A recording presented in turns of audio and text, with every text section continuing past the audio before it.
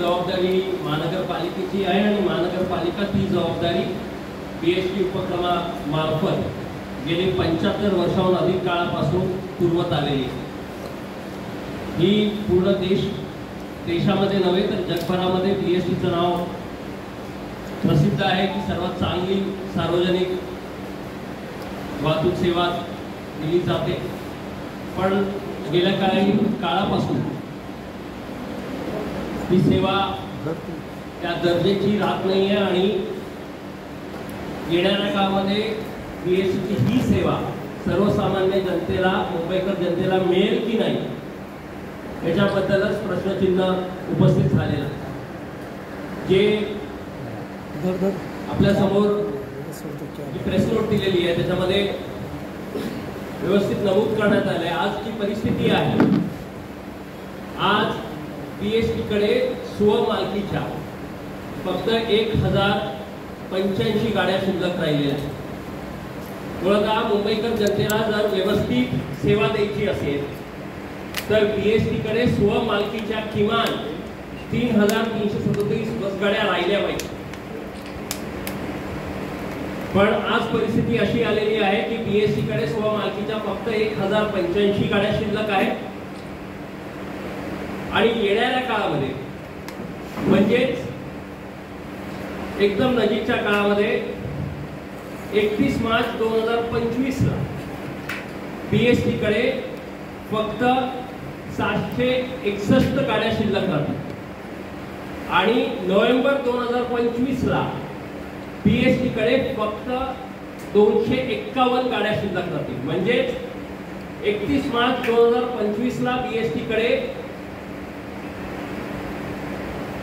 761 गाड्या आणि नोव्हेंबर 2025 ला 251 गाड्या म्हणजे 8% गाड्या शिल्लक राहतील BST। आज 33% गाड्या आहेत स्वमालकीच्या आणि नोव्हेंबर मध्ये फक्त 8%।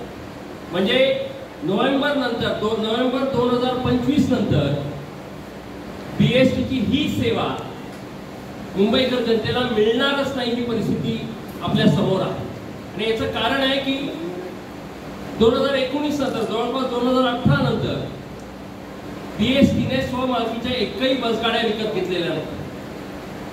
2018 मध्ये कॉन्ट्रॅक्ट देण्यात आल्या, त्याच्यामध्ये गाड्या आणि कर्मचारी भाड्याने घेण्याचे वेट लिसिंगचे कॉन्ट्रॅक्ट। पण हे कॉन्ट्रॅक्ट देत असताना हे कॉन्ट्रॅक्ट दिलेले कंपन्या मुंबईकर जनतेला सेवा कशी देतील हा प्रश्नचिन्ह होता। आणि आपण बघत असो अनेक मुंबईकरांना त्याचा अनुभव आलेला आहे की कॉन्ट्रॅक्टर मार्फत दिले जाणाऱ्या बस सेवाची काहीच गॅरंटी नाही, त्याचा दर्जाही फार कमी आहे।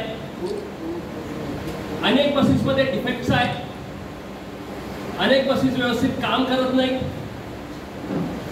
आणि सर्वात मोठी बाब या कंपन्या एका रात्रीमध्ये गायब होऊन जातात। आपल्या समोर एक 1.5 वर्षापूर्वीचीच बाब आहे। MP ट्रॅव्हल्स कंपनी होती, कॉन्ट्रॅक्टर होती, रातोरात कंपनी गुंडाळली गेली, बस सेवा बंद पडल्या ज्या रूट्स ते देत होते। आणि आता सुद्धा ज्या कॉन्ट्रॅक्ट सुरू आहेत त्याच्यामध्ये सुद्धा एक तर कॉन्ट्रॅक्टर आहे, त्यांनी एका कंपनीने कॉन्ट्रॅक्ट घेतलाय, त्यांनी सब कॉन्ट्रॅक्टर्स नेमलेले आहेत आणि त्यांच्यामध्ये सुद्धा आणखी नफा जर झाला नाही तर ते लगेच बदलले जातात किंवा सोडून जातात। अशामध्ये जर मुंबईकर जनतेला ही अत्यावश्यक सेवा सातत्याने मिळायची असेल तर BSTने स्वमालकीच्या गाड्या राखणं गरजेचं। महानगरपालिकेने ज्या गाड्या स्क्रॅप होती तर नव्या गाड्या घेण्यासाठी महानगरपालिकेने BSTला पैसे द्यायचे। पण 2019 पासून महानगरपालिकेने BSTला एकही रुपया नवीन गाडी विकत घेण्याकरिता दिलेला नाही। आणि याच्यामुळे आज जी परिस्थिती आहे BSTची, जी मी आपल्या समोर सांगितलं की आत्ताच स्वमालकीचा बसनफा हा 33% ला पोहोचलेला आहे आणि नोव्हेंबर 2025 ला जवळपास संपुष्टात येईल आणि त्यानंतर BSTची ही सेवा मुंबईकर जनतेला मिळणार नाही। आणि ही मिळाली पाहिजे कारण मुंबईकर जनतेला त्याचा अधिकार आहे की सार्वजनिक वाहतूक सेवा अल्प दरामध्ये त्यांना मिळाली.